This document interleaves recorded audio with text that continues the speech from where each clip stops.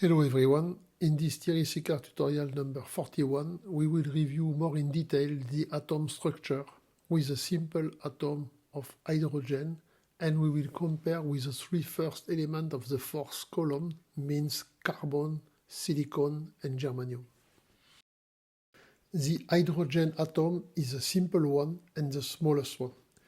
Its diameter is around 0.12 nanometer. The nucleus is at the center of the atom. The red circle represents the nucleus if the nucleus was 1/10 of the size of the black dotted line, which is the atom size. Now the same nucleus if it was 1/100 the size of the atom, and finally 1/1000 of the size. At this size, we can still see the tiny red dot in the middle of the atom, but in real, it is 100 times smaller than the tiny red dot.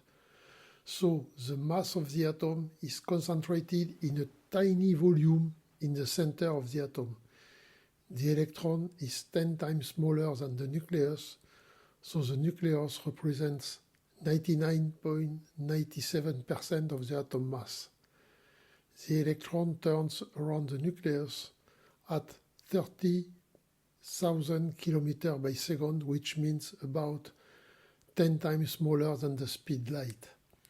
With the quantum physics, we learn that we can just know the probability to find the electron. So we can plot the probability to find the electron versus the radius of the atom. The dotted line representing the van der Waals atom size gives a volume where we have a big chance to find the electron inside. To visualize the probability to find the electron, I set different gray circles and I superpose them. The light gray color is the lowest probability to find the electron, and the dark gray is the highest probability. This higher probability is noted with a red circle at around 0.05 nanometer from the atom center. The distance between both hydrogen atoms is given by the covalent radius of 31 picometer, which is smaller than the radius of the maximum probability of 50 picometer to find the electron when the atom is alone. To summarize, if we try to imagine the hydrogen molecule, H2, we could say that each hydrogen atom has its own electron cloud. When both hydrogen atoms are attached with a covalent link, as in the hydrogen molecule H2, this means that both electron clouds are attached together to form a new single cloud, where both tiny nucleuses are trapped in the middle of each electron cloud at the distance of 62 picometer. Even knowing the reality of the atom, it is very hard to realize that what we see around us and even ourselves could be seen as electron cloud trapping tiny nucleuses in the middle of this cloud of electrons. Now we move to the silicon, a bigger atom than the hydrogen and more interesting for us in the solid-state electronic domain. The first K electron shell full with 2 electrons is like the hydrogen atom. The gray area represents the electron cloud and the darkest represents the highest probability to find the electron. But the silicon has 2 other electron shells. The second one is named L shell with 2 subshells named S and P. Then the third M shell with 3 subshells S, P and D. The dotted line shows the covalent radius, which will give the distance between 2 silicon atoms when they are using a covalent link. For more detail, we will zoom inside the red rectangle. We will find the first K shell with 2 electrons, then the second L shell with 2 and 6 electrons in the respectively subshell S and P, then the last M shell with 2 electrons on the subshell S and 2 electrons on the subshell P. The silicon electron shell is noted 1s2, 2s2, 2p6, 3s2, and 3p2. The rule to fill the electron shell is 2n square, so 2, 8, and 18 electrons are respectively in KL and M shell. K shell is full with 2 electrons, L shell is full with 8 electrons, but in the M shell, the subshell D is empty and 4 electrons are missing to fill the subshell P. The silicon atom with this 3 electron shell could be represented in 3 dimensions as shown. The yellow cross is the center of the atom where 14 protons and 14 neutrons forming the nucleus occupies a tiny volume and 99.97% of the atom mass. The 3 electron shells are noted K, L, and M. In the gas at low pressure, the interatomic distance is around 1000 times the atom size. But in a solid, the interatomic distance is the same order than the atom size, so both dotted lines are tangent.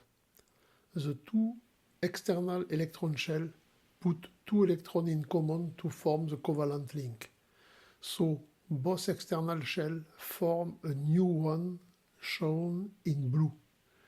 The probability to find 2 electrons in the white area do the link between both atoms. Looking those both silicon atoms seems like both nucleuses and their first and second shells were trapped in the blue electron cloud, which makes the link and the distance between both atoms. Of course, the silicon atom is fine when the last electron shell is full with 8 electrons, so it needs to be attached with 4 other silicon atoms, which put in common 1 electron each to give the impression that the silicon atom in the center has these 8 electrons. The real arrangement in 3 dimensions is a tetrahedra as shown on top, but the atom represented with the yellow sphere are misleading because it is not the good atom size. The electrons fill all the volume shown in the red, and each atom is limited to the dotted red line.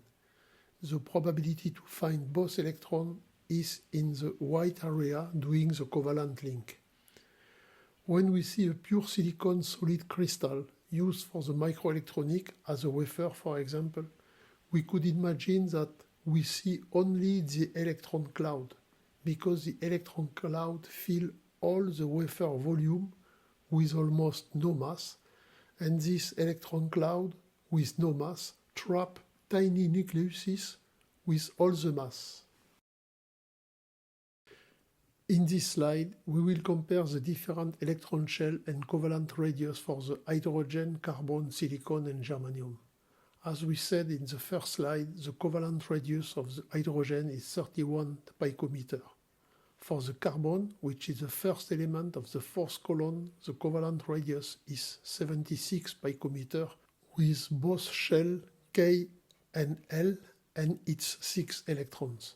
Then, for the second element of the fourth column, the silicon, with its 14 electrons spread on 3 electron shell K, L, and M, the covalent radius is 111 picometer.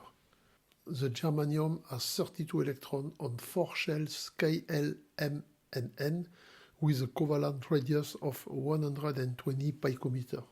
So, even with a nucleus 2.28 times bigger than the silicon, the germanium covalent radius is almost the same as silicon with just 8% bigger. The 32 electrons of the germanium are located almost in the same volume as the 14 electrons of the silicon. The first electron shell of the germanium is closer to the nucleus, but as electric force is proportional to both charges, Q, Q prime. If Q is the electron charge, the electric force is proportional to Q, Q prime for the hydrogen, 6 Q, Q prime for the carbon, 14 Q, Q prime for the silicon, and 32 Q, Q prime for the germanium.